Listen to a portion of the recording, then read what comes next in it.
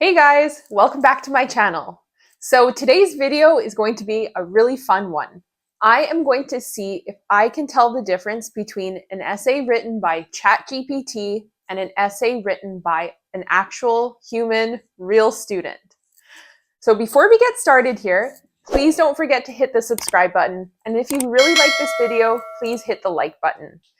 So the reason why I've decided to publish this video is I think it's time to see if I can tell the difference between an essay written by a human and an essay written by AI, artificial intelligence. For those of us who work in post-secondary education, ChatGPT has been a very hot topic since the program or the software or platform, whatever you want to call it, launched in November 2022. A lot of us working in education were very concerned that students would be using ChatGPT to do their work for them. However, I know a lot of people who are teaching at colleges and universities, and it seems to be that they are not concerned that ChatGPT is going to provide students with help that these instructors are not able to recognize. In other words, a lot of instructors are telling me that they can easily tell the difference between an essay written by ChatGPT and an essay written by an actual student. So with that in mind, I've decided to test out if this is true. I have a friend who also works in post-secondary education, and we work together to find a couple of essays, and then we've narrowed it down to one essay.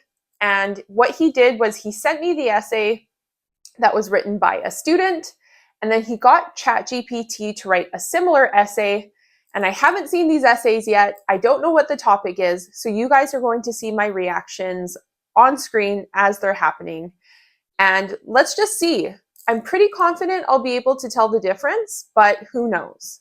Now, before we get started, I should also note that the essay that was written by a real student was written by a student who is an ESL learner.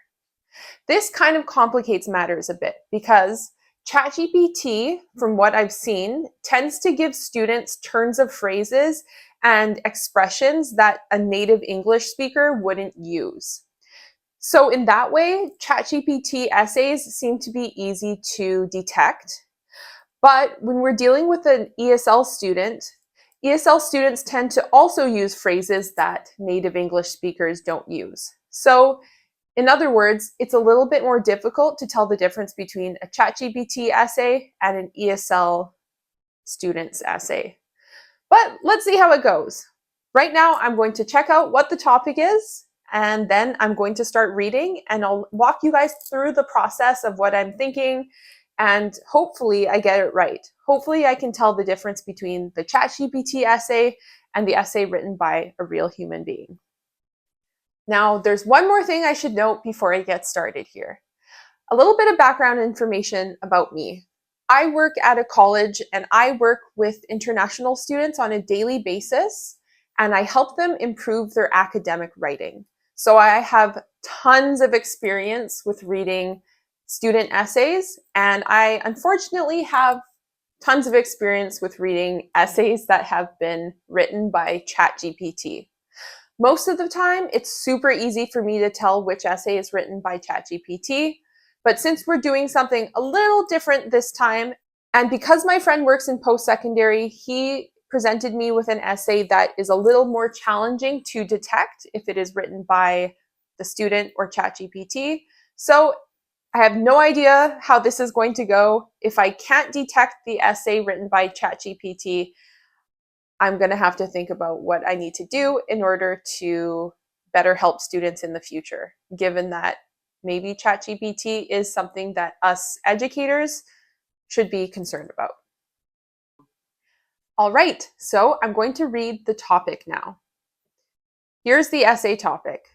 Hosting sporting events such as the Olympics and the World Cup can bring benefits to host countries. How far do you agree with this statement? Use your own examples to support.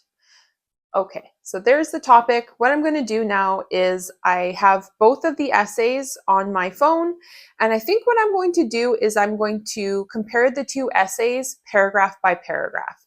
So we're going to start by looking at the two introduction paragraphs. Now, I should also note, if any of you guys watching this video are currently attending college or university, or you're thinking about attending post-secondary, you have to check out my video on essay structure. This video is extremely detailed, and I promise you, if you watch it to the end, you will learn everything you need to know about essay structure. And this will help you to get better grades at school. So make sure you check out the video. I'll put the link in the description, and I'll probably put a link somewhere on the screen. Okay, essay number 1, introduction. The Olympics, the World Cup, and other international athletic events receive a great deal of media attention, and much discussion revolves around their merits as well as their inherent problems associated with them. Though costly and controversial, these iconic spectacles, in my view, are unique opportunities which can provide a country with an avalanche of economic and cultural benefits. Okay, so initial thoughts here would be, I'm seeing some awkward or slightly uncommon vocabulary. So especially in the thesis statement, I'm seeing the words avalanche, and that's very awkward to use here. So you might more commonly see a student write a phrase like, these things can provide a country with a variety of benefits rather than an avalanche of benefits. So as of right now, I'm a little bit suspicious. I think this might be the ChatGPT essay. But let's look at essay number 2, introduction. Hosting major sporting events like the Olympics and the World Cup is a topic that has sparked considerable debate regarding its impact on host countries. From my perspective, I am inclined to believe that the benefits derived from hosting such events far outweigh the associated drawbacks. One significant advantage is the economic boost that these events provide. The influx of international tourists lead to increased spending on various sectors, ranging from accommodation to local businesses, thereby fostering economic growth. Right now, I'm a little bit confused. I think this one uses more common phrasing that I would probably think a college student would use. And the overall argument is a little bit more developed and stronger. So I think, as of right now, it seems to me that essay number 2 is most likely written by the student, and essay number 1 is written by ChatGPT. Just because ChatGPT has used some awkward vocabulary. But let's keep going. Let's compare body paragraph number 1 in both essays. Essay number 1, body paragraph number 1. Surely, simply hosting sports events and having the world's media attention cannot be seen as a desirable outcome, in that although the country is receiving enormous amounts of publicity, the media will often report controversial news as well. Notwithstanding this, the huge number of jobs created in the construction sector, as well as the improvements such events make to the tourism industry, can dwarf all the scandal and media blitz. It is well established that the large influx of tourists and fans into a city or country translates into building and refurbishing more hotels, as well as rectifying services offered at airports and restaurants, to name but a few, in the hope of having a greater of the revenue generated from what visitors spend. Okay, so the first thing I would notice is we've got some very, very long sentences here, especially the last sentence of this body paragraph. As you could tell from me reading it aloud, I was running out of breath, which means these sentences are kind of long, which makes me think maybe ChatGPT wrote them. Because from my perspective, these would be difficult sentences for a college student to write, and especially an ESL college student. I'm also seeing some vocabulary here. So I might have smiled or smirked a little bit when I read the sentence that ended with, the tourism industry can dwarf all the scandal and the media blitz. So dwarf is a less common verb, and then media blitz is kind of kind of awkward, kind of old-fashioned maybe. So again, essay number 1, probably ChatGPT. But let's look at essay number 2. Essay number 2, body paragraph number 1. A case in point is the 2016 Rio Olympics in Brazil, where the host country experienced a substantial increase in revenue, job interviews, and infrastructure development.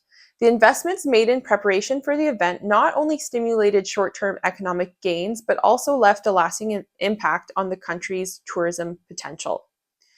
Furthermore, hosting international sporting events offers a unique opportunity for global visibility and cultural exchange. The spotlight on the host country allows it to showcase its distinctive culture and traditions, attracting a broader audience and promoting positive perceptions worldwide. Okay, so I'm still convinced essay number 2, this essay was written by a student. I think there's less awkward vocabulary. All the ideas seem to be connected, and the sentences are shorter. So my theory is that shorter sentences, less complex sentence structures, and less awkward vocabulary means that this one, essay number 2, is the human. But let's look at the second body paragraph. Okay, we're halfway there. So let's look at essay number 1, body paragraph number 2. It is true that building stadiums and Olympic parks incurs huge expenses and undertakes large capital expenditure, especially when the host country plans to start everything from scratch. However, nearly all such venues and facilities related to them are long-lasting, well-equipped structures that can be put to public use even decades following the original events for which they were designed. In fact, the majority of the stadiums and hotels used in the 1954 Olympic Games are still used by local clubs, and a great many athletes owe their success to the presences of such facilities. More importantly, with proper, fair economic management of such buildings and facilities, the initial cost can be recuperated if these structures are adopted and sold to local clubs.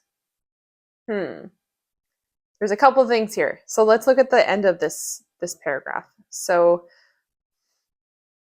the sentence says, the majority of the stadiums and hotels used in the 1954 Olympic Games are still used by local clubs, and a great many athletes owe their success to the presences of such facilities. So, I'm suspicious because this is kind of a grammar mistake here. We've got to the presences. So it should be just singular, to the presence of such facilities in general, operating as one thing, to the presence. So here we have a grammar mistake. The plural is used instead of the singular form. I'm starting to think essay number 1 may be written by the student, or maybe it's written by ChatGPT, and ChatGPT made a mistake here. I also kind of tripped up on this sentence where it says, a great many athletes. That is very awkward, a great many athletes. An ESL student may use that, but probably not. So a student would probably just say countless athletes or numerous athletes. So the use of a great many athletes makes me think maybe ChatGPT wrote this. But I'm kind of getting confused here. Essay number 1, initially I thought it was written by ChatGPT. Now I'm starting to think maybe a student, but let's look at essay number 2 and compare. Okay, essay number 2, body paragraph number 2. However, critics argue that the financial costs associated with hosting such events can be prohibitive, often leading to long-term economic challenges. Instances like Greece post-2004 Athens Olympics are cited as examples where the initial investments did not translate into sustainable economic benefits. Nevertheless, proponents of hosting major sporting events contend that with meticulous planning and strategic post-event utilization of facilities, the long-term gains can outweigh the initial costs. Okay, so essay number 2, based on body paragraph number 2, I think this was written by the student. Nothing is sounding the alarms or alarming me or making me think that this was written by AI.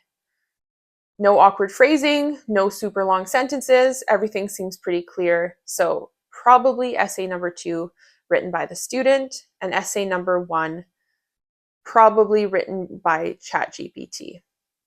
But I'm suspicious of that minor grammar mistake that we talked about. Okay, now it's interesting here. I don't know why this has happened, but essay number 1 has 2 paragraphs left and essay number 2 has 1 left. So essay number 2 has the intro, 2 body paragraphs, and a conclusion. It's a nice and simple format.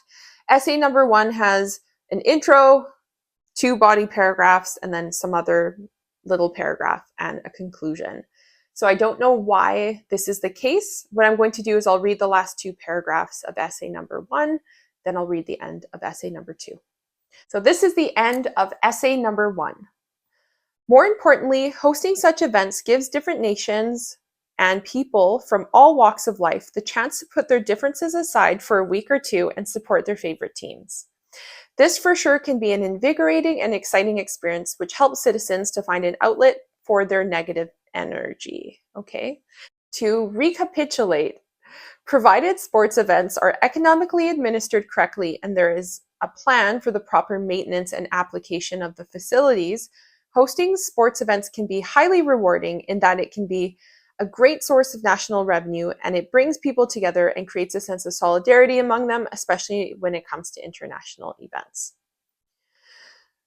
That was a very long sentence. So that last the whole paragraph, actually, 4 lines, is 1 sentence. So I think ChatGPT wrote this. And there was also a word that kind of jumped out at me. It was, or this ending of this sentence. Sporting events help citizens to find an outlet for their negative energy. What negative energy? I don't know what this is talking about. So I don't know how that connects to this issue, which is it ChatGPT or is it the student? It could have been a student's idea that is not really connected well with the rest of the essay, or it just might be a random idea that ChatGPT put in there. So essay number 1, I think, was written by ChatGPT, but let's look at the ending of essay number 2. Okay, the end of essay number 2. In conclusion, while there are valid concerns about the financial implications of hosting major sporting events, the overall impact on host countries leans towards the positive. The economic stimulus, coupled with enhanced infrastructure and global exposure, contributes to sustained benefits that extend well beyond the event itself.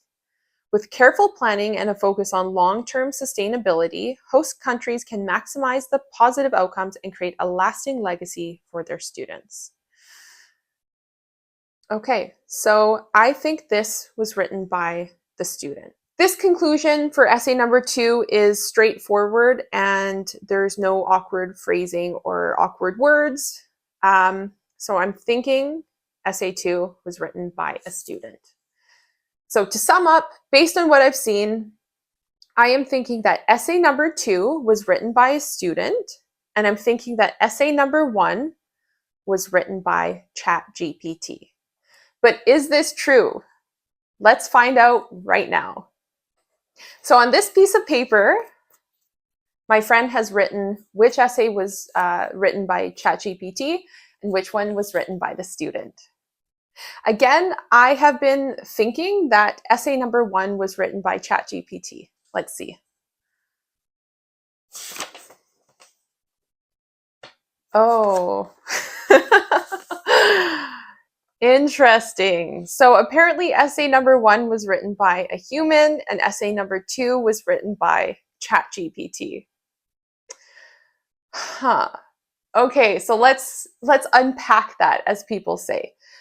Essay number 1 I thought was written by ChatGPT because of some awkward phrasing, and some awkward vocabulary, like calling the sporting events a spectacle, using the verb avalanche, some wording here, media blitz. What else? This underdeveloped idea about something being an outlet for negative energy. And I think, yeah. So that's why I thought it was written by ChatGPT. But I'm wrong. It was written by a human. So, in my humble opinion, I would say essay number 2 was a better essay in the sense that the ideas connected well. The overall structure was very straightforward. I knew what was being argued, whereas essay number 1 kind of went all over the place, and it had those issues that I discussed earlier. Now I'm thinking, where was that small grammar mistake? So there's the issue with the singular versus plural issue. Oh yeah, okay, so there is a sentence here. It says, in fact, the majority of the stadiums and hotels used in the 1954 Olympic Games are still used by local clubs, and a great many athletes owe their success to the presences of such facilities. So if you guys remember earlier in the video, I said that this is a grammar mistake. It should be presence of such facilities. And I questioned how ChatGPT would make this grammar mistake.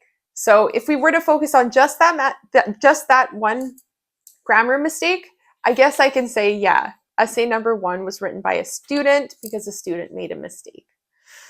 Okay, so this video did not go as planned, but that's okay. I'm still going to post it, and I'm going to share my final thoughts right now.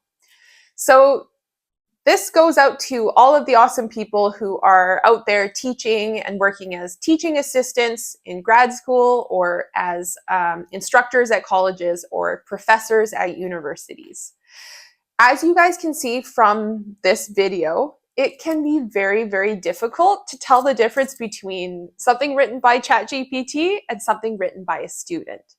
There are a lot of factors at play, including the language proficiency of the student, and as well as their knowledge of essay structure. So if the student doesn't have a super high level of English, or they don't have a lot of knowledge of how to structure an essay, it can make it more challenging to assess if some of the awkward phrasing was just chosen by ChatGPT, or if the awkward phrasing was chosen by a student who didn't know how to maybe improve their writing. One thing that you could focus on if you're really questioning if a student actually wrote an assignment or if it was ChatGPT is to focus on grammar mistakes. So tiny little grammar mistakes may be a way for you to see that a student did in fact write an essay, or a student did not write an essay. Other than that, I don't know what else to say right now. I'm a little bit blown away, a little bit sad. But this was a fun video, and I think as we continue to work as educators in education, we will find our way, and we will find our way with dealing with ChatGPT. That's it for now. So I hope you enjoyed watching this video. Please don't forget to hit that like and subscribe button. And if you want to see more content like this, write something in the comments. I'll see you guys next time.